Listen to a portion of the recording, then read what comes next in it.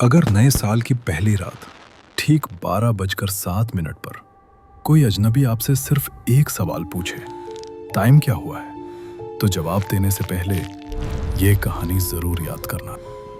साल की पहली रात, चारों तरफ पटाखों की आवाज। लोग खुशियां मना रहे थे, लेकिन हर जगह खुशियां नहीं होती।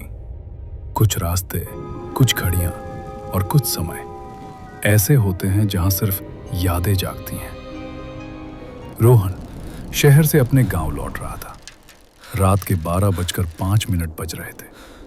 फोन की बैटरी कम थी और रास्ता शमशान के पास से होकर जाता था। गांव वाले कहते थे, नए साल की पहली रात इस रोड पर रुकना नहीं चाहिए, लेकिन रोहन हंस दिया। जैसे ही घड़ी ने 12:07 बजाया, बाइक अचानक बंद हो गई। हवा ठंडी हो गई, आसपास सन्नाटा, और तभी सड़क के किनारे एक बूढ़ा आदमी दिखाई दिया। सफेद कपड़े, हाथ में एक पुरानी घड़ी। आदमी ने धीरे से कहा, बेटा, टाइम क्या हुआ है? रोहन ने मोबाइल देखा। नेटवर्क नहीं था, लेकिन समय दिख रहा था, 12:07।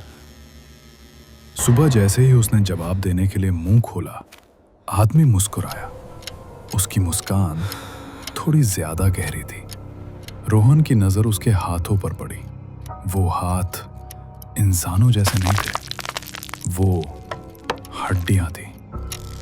आवाज फिर आई, गलत टाइम बताया तो यहीं रुक जाओगे। हवा तेज हो गई, घड़ी जोर से टिक टिक करने लगी। रोहन कांपते हुए बोला, तुम कौन हो? आदमी ने घड़ी जमीन पर रखी। मैं इसी सड़क पर सालों पहले मरा था। नए साल की रात किसी ने मदद नहीं की। अब हर साल 12:07 पर मैं सिर्फ सही समय नहीं, सही इंसान ढूंढता हूं। रोहन ने घड़ी उठाई। उसमें समय था 11:59 रात। उसने आंख बंद की और बोला, टाइम घड़ी में नहीं होता, टाइम इंसान के दिल में होता है। सब कुछ अचानक शांत हो गया। हवा रुक गई, घड़ी टूट गई। सुबह हो चुकी थी। रोहन सड़क किनारे बैठा था। बाइक अपने आप स्टार्ट हो गई। शमशान रोड अब बिल्कुल सामान्य था, लेकिन जाते जाते उसे एक आवाज सुनाई दी, धन्यवाद।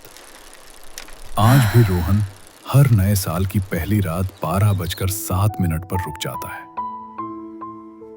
और एक मोमबत्ती उस रास्ते के लिए जला देता है।